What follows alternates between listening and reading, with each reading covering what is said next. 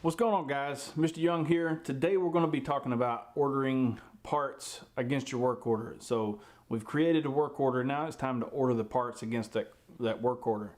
You need parts to repair it. So this is how we're going to do it. All right, guys, we're going to jump back in here to the equipment situation report. I'm going to go back into our USC that we want to work with.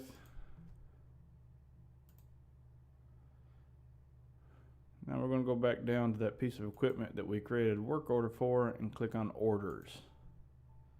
And it's going to give us two different ones for this piece of equipment because I have two different work orders. Just make sure that you know which one you're working with. I'm just going to double click on it, and then once you get it up at this point, I would recommend, since you're going to be ordering a part, is to go in here and go ahead and change that status to a 1, so you're awaiting deadlining parts. And then we're going to come over to components. Here's where you're going to put the NSN in and then your quantity. So our NSN is 1357543, and we only need 1. And at this point you have created it.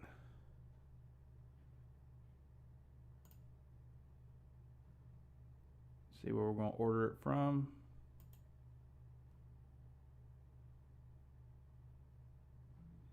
Component item is recoverable. Recoverable item on hand. Yes. So this is a recoverable item. We're going to turn in another one. So in this case, this is where you need to make sure that you, as the maintenance manager, understand to explain to your clerks or whoever is ordering the part, if they do not know, that some items are recoverable, some items are not. So this is a repairable, recoverable item, but in this case, this part is not going to have the same part to turn back in. So we are not going to have a recoverable. But in any other case, if you're ordering, say, a battery, it's going to come up with this. And if you have the battery to turn back in, then you click yes. Otherwise, no. And at this point, you have ordered that part.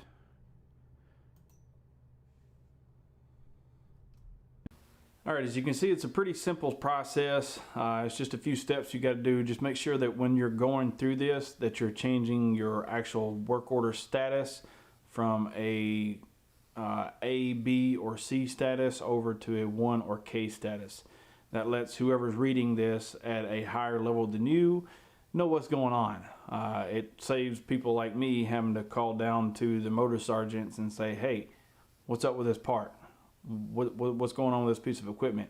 I can see that there's parts ordered, and I might be able to see that the parts are on hand, but that status does not correlate with what's going on. So make sure that you're doing that. And I hope that you got something from this. Hopefully it gave you another tool for your kit bag. Make sure you hit that like button, go over to the channel, check out the rest of the videos, and I'll see you in the next one.